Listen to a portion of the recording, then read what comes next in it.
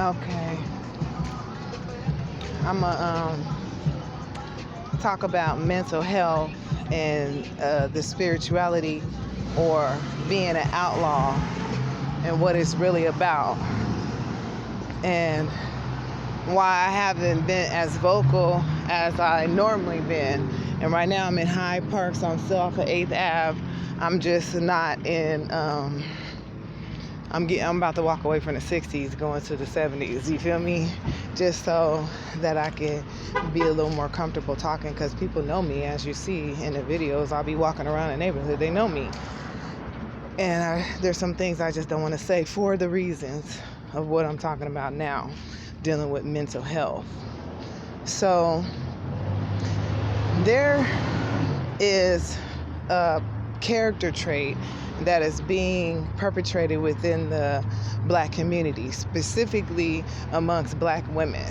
They like to talk shit, and they like to discredit people, and they like to make it seem like, oh, you trying to be more than you really are, or you crazy, you psycho, all this shit. When 9 times out of 10, these women are Eastern Stars, or these women are initiated in some kind of, Yoruba, Santeria, Palomayambe, whatever the fuck they into. I don't know, because I've never been initiated. You feel me? Like, I read it when I was going through my initial training. Like I said, I've been in this knowledge for 12 years now, but I've been spiritual all my life. I was a child that talked to spirits. And my stepfather, who was in the military and who also specialized in mind control, I love this, also specialized in mind control, he made sure that, I wasn't talking to spirits no more, but he had to do it in a way to where my brain could understand. This was probably around when I was around the age 6, no, not 6, probably like 8, 9. This is when he, got rid of one of my so-called imaginary friends, which they weren't imaginary. Now that I know what I know what the fuck going on. So, I've been very hesitant to put out everything that's going on with me. And a lot of times you see me posting videos, especially last year, and when this shit broke down, you see me posting videos acting crazy than a motherfucker. And some of it was me, how I really felt and how I really am, and some of it was kind of like not me, you know what I mean? Or it was like me and another person. And the combination of us speaking, it came out a certain way. And they sent me to the mental hospital in LA 3 different times, and they sent me to 6 different mental hospitals, and they treated me like shit out here. These motherfuckers shot me up with medication. They really tried to kill my motherfucking ass. You feel me? Like, shit was real. And I couldn't understand what the fuck going on, because they wasn't arresting me, and I really wasn't acting crazy. You know what I'm saying? Not at the time that they picked me up. And so I was like, what the fuck going on? Why do they treat me like this? And then I started talking to other people who were homeless, and they said they all been to the mental hospital. So basically, with people who are homeless throughout the United States, they come to LA to be homeless because they don't want to be homeless in their home state where it's cold or whatever, just like I did. Or their ancestors brought them down here. You feel me?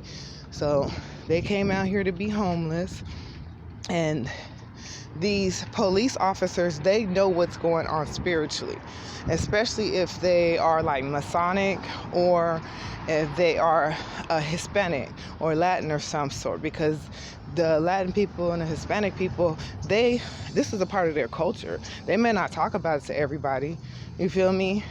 They may not just come out and say what the fuck going on, but it is. And I realize that because whenever I'm around them, I feel comfortable, because I have Spanish and Hispanic blood in my bloodline. So they can speak to me spiritually and psychically, and they can let me know what's going on. Like I already told people, El Chapo is my father. This is a fact. I had to even look at his son Olvido, and I look like him. He looks just like me. And I'm like, what the fuck going on? Because as you know, I found out that my family is not my real family, and all these people start talking to me and telling me stuff. And then I had members of the MS-13 come up to me straight up and speaking just regular. They weren't playing no fucking games as far as this spiritual shit and what the fuck going on and me being fucked with like on the street or whatever, just people playing mental psychic games and shit. They were straight up. They were like, we'll protect you and we'll cover you. This came out their mouth. You feel me?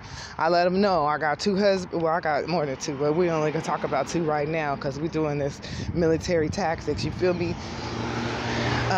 And that's Nipsey Hussle and Tupac Shakur.